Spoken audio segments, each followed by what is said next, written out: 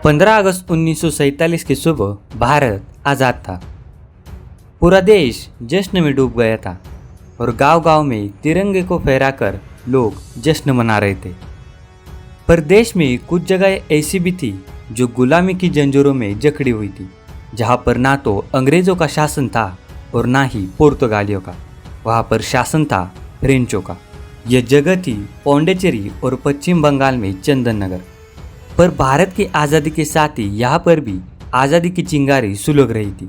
चंदन नगर की जनता ने फ्रांसीसियों के खिलाफ आंदोलन करना शुरू किया था। वो हर दिन फ्रेंचों के सामने नई नई मुसीबत खड़ी कर रहे थे।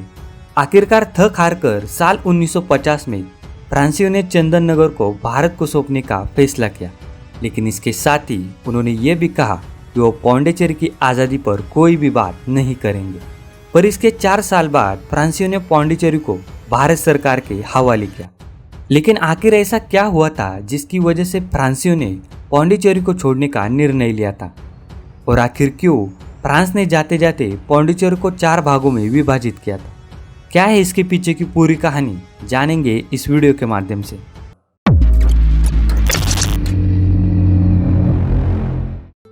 दोस्तों, पौंडीचेरी की कहानी जानने से पहले हमें थोड़ा इसके इतिहास के बारे में जानना भी जरूरी होगा। तो बात शुरू होती है 20 मई 1498 को। लगभग 10 महीने की यात्रा करने के बाद वास्को डी गामा कालीकट के तट पर पहुंचा। कालीकट में 3 महीने बिताने के बाद वह फिर से पुर्तगाल लौटा। लेकिन जब वो भारत आया था तब उसके साथ 200 नाविक थे। लेकिन जब वो अपने देश वापस लौटा तो उनमें से महज 55 लोग ही उसके साथ थे, जिसमें से कुछ पुर्तगाली मारे जा चुके थे तो कुछ पुर्तगालियों ने भारत में ही रहकर समुद्र यात्रा करना शुरू किया था और भारत के तटीय क्षेत्र पर आक्रमण करके वहां पर बंदरगाह निर्माण करने का काम किया। 16वीं शताब्दी की शुरुआत से ही फ्रेंच भी भारत के साथ व्यापार करना चाहते थे, लेकिन भारतीय बंदरगाह पर उनके आगमन में देरी हुई और वह भारत पहुंचने वाले आखिरी यूरोपियन साबित हुए। भारत आने के बाद फ्रेंचों ने मुगल बादशाह औरंगजेब से सूरत बंदरगाह के माध्यम से व्यापार करने की अनुमति मांगी, जिसके बाद फ्रैंकोइस कैरिन ने 1667 में भारत में एक अभियान चलाया, जहां उसने सूरत में एक फैक्ट्री की स्थापना की। इससे पहले पुर्तगालियों ने भी 16वीं शताब्दी की शुरुआत में पौंडीचेरी में एक कारखाना स्थापित किया था, लेकिन कुछ सालों बाद जिंजी के शासक ने उन पर हमला करके उन्हें वहां से भगा दिया। बाद में जिंजी के एक नए शासक ने फ्रांसीसियों से दोस्ती कर ली और उसने फ्रांसीसियों को पौंडीचेरी में व्यापारिक केंद्र खोलने के लिए आमंत्रित किया। उस वक्त सूरत के साथ साथ मद्रास और माहे में भी फ्रांसीसियों का व्यापारिक केंद्र हुआ करता था। फिर साल 1674 में फ्रेंच गवर्नर फ्रैंकोइस मार्टिन ने पौंडीचेरी में निर्माण कार्य करना शुरू किया और उसे एक छोटे से मछली पकड़ने वाले गांव से बदलकर एक समृद्ध बंदरगाह शहर में विकसित किया। इसके कुछ सालों बाद डच आर्मी ने इस शहर पर हमला किया और इसे अपने कब्जे में करके फ्रेंचों को यहाँ से खदेड़ दिया। बाद में फ्रेंचों ने हॉलैंड के साथ मिलकर एक समझौता किया और 4 साल बाद फिर से डच आर्मी पर आक्रमण किया और पौंडीचेरी को अपने कब्जे में कर लिया। इसके बाद अगले 50 सालों तक फ्रेंचों ने पौंडीचेरी पर राज किया, लेकिन महत्वाकांक्षी अंग्रेजों की नज़र इस शहर पर पड़ चुकी थी। यूरोप में पहले ही फ्रांस और ब्रिटेन के बीच जंग चल रही थी। इसका नतीजा यह हुआ कि भारत में भी यहाँ की सेनाएं आमने सामने आ गई। इसी बीच भारत के कुछ क्षेत्रों को लेकर अंग्रेज और फ्रेंचों के बीच 3 युद्ध लड़े गए, जिन्हें इतिहास में कर्नाटक युद्ध के नाम से भी जाना जाता है, जिसके आखिरी युद्ध में अंग्रेजों की जीत हुई। इस युद्ध में अंग्रेजों द्वारा पौंडीचेरी की घेराबंदी कर दी गई और पूरे शहर को तहस नहस कर दिया गया। 4 सालों तक चले इस युद्ध के बाद ब्रिटेन और फ्रांस के बीच एक शांति समझौता हुआ, जिसके तहत अंग्रेजों ने पौंडीचेरी शहर को फ्रांस को वापस कर दिया। इस समझौते के बाद गवर्नर लॉरेंस्टन ने इस शहर का पुनर्निर्माण करवाया और 5 महीनों के भीतर 200 यूरोपियन और 200 तमिल घरों का निर्माण किया। साल 1816 आते आते फ्रांसीसियों ने पौंडीचेरी पर अपना स्थायी नियंत्रण हासिल कर लिया था। इसके साथ ही उन्होंने यनम, माहे और कराईकल पर भी अपना कब्जा जमा लिया था। फ्रांसीसियों ने पौंडीचेरी में एक नौसेना अड्डा बनवाया ताकि उन्हें इंडो चाइना जैसे देश पर अपना वर्चस्व रखने में आसानी हो सके। उन दिनों पौंडीचेरी का वस्त्र उद्योग फ्रांस की अर्थव्यवस्था में अपना अहम योगदान देता था। साल 1949 तक इससे फ्रांस को लगभग $1,90,000 की सालाना कमाई होती थी। लेकिन यहाँ की कपड़ा मिलों में काम करने वाले मजदूरों की स्थिति बेहद ही खराब थी। इनमें से अधिकतर मजदूर दलित समुदाय से आते थे जो बेहद ही अनपढ़ थे। फ्रांस के व्यापारी उनसे सप्ताह में 12-12 घंटे तक काम करवाते थे और उन्हें 10 आने से लेकर तो $1 तक मासिक वेतन दिया जाता था। अब एक तरफ जहाँ ये सब चल रहा था तो वही दूसरी तरफ देश की आज़ादी के आंदोलन में हिस्सा लेने वाले भारतीय क्रांतिकारक ब्रिटिशों से बचने के लिए पौंडीचेरी चले जाते, क्योंकि पौंडीचेरी में फ्रांस की सत्ता होने के कारण ब्रिटिश सरकार वहां पर ज़्यादा हस्तक्षेप नहीं कर सकती थी। इसी बीच 1908 में दक्षिण भारत के क्रांतिकारी मद्रास से भागकर पौंडीचेरी चले गए और वहां जाकर उन्होंने इंडिया नाम के साप्ताहिक को छापना शुरू किया। उस क्रांतिकारी का नाम था सुब्रमण्यम भारती। उनके साप्ताहिक का वितरण पौंडीचेरी से लेकर तो पूरे दक्षिण भारत में होता था और इसी पत्रिका की वजह से भारत में चल रहे आंदोलन की खबर वहाँ के मजदूरों को पता चली। इसके बाद 1910 में पौंडीचेरी के श्रमिक आंदोलन का बिगुल बजा और यहाँ के कपड़ा मिल मजदूरों ने वेतन बढ़ाने की मांग को लेकर हड़ताल करना शुरू किया, लेकिन व्यापारियों ने फ्रेंच पुलिस की मदद से इसे कुचल दिया। उसके बाद बार बार हड़तालें हुई, लेकिन मजदूरों को उनका हक नहीं मिला। 1928 में पौंडीचेरी के एक हिस्से में जब ये सब चल रहा था तो वहाँ का एक लड़का मद्रास जाकर क्रांति के धड़े ले रहा था। उसने अपने 17 साल की उम्र में ही जवाहरलाल नेहरू और महात्मा गांधी से प्रेरित होकर अपने कॉलेज में आंदोलन शुरू किया।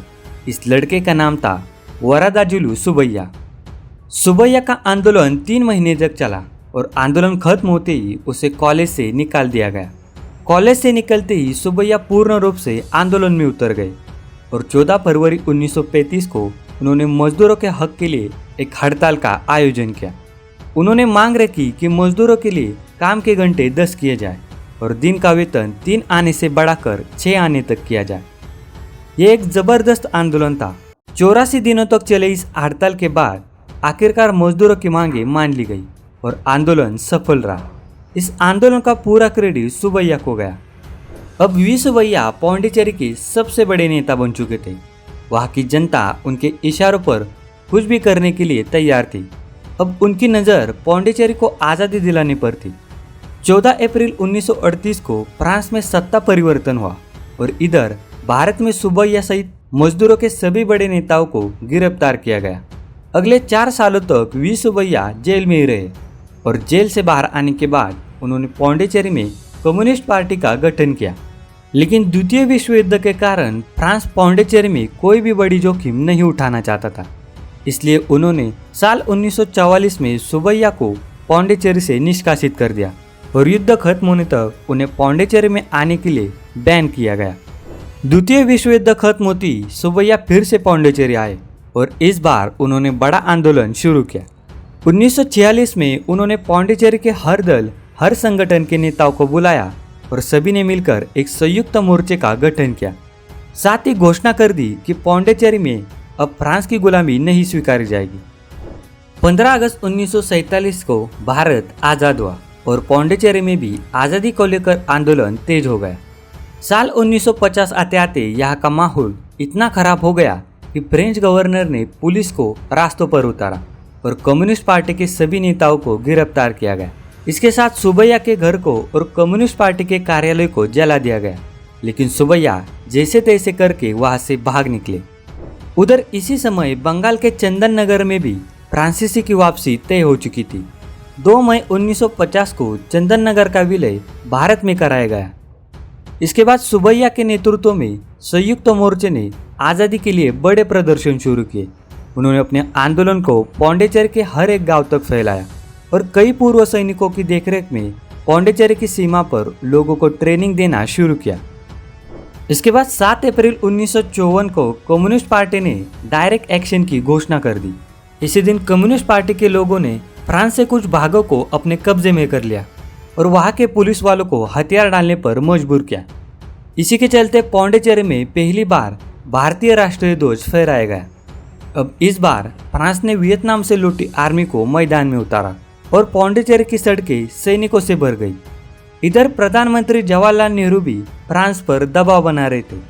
आखिरकार 13 अक्टूबर 1954 को फ्रांस के तत्कालीन प्रधानमंत्री पियरे फ्रांसो को भारत के सामने झुकना पड़ा और फ्रांस ने पौंडीचेरी को शांतिपूर्ण तरीके से भारत को सौंपने की तैयारी की। इसके बाद पौंडीचेरी की असेंबली में एक इलेक्शन किया गया, जिसमें 178 प्रतिनिधियों में से 170 ने भारत के पक्ष में अपना मतदान किया।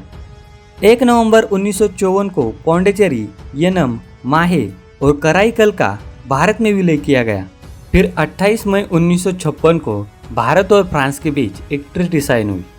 इस ट्रीटी के तहत यह तय हुआ कि बची हुई सारी टेरिटरीज को 1962 तक इंडिया को ट्रांसफर किया जाएगा। पर इस ट्रीटी में फ्रांस ने एक स्पेशल क्लॉज को इंक्लूड किया, जिसके तहत इन टेरिटरीज को भारत अलग ही रखेगा और इसका किसी भी राज्य में विलय नहीं किया जाएगा। यही कारण है कि आज पौंडीचेरी 3 अलग अलग राज्यों में स्थित है और भारत ने इसे यूनियन टेरिटरीज घोषित किया हुआ है। दोस्तों, अगर आपको यह हमारी वीडियो पसंद आई तो इस वीडियो में देखिए आखिर क्यों पंडित नेहरू त्रावणकोर पर बम गिराना चाहते थे।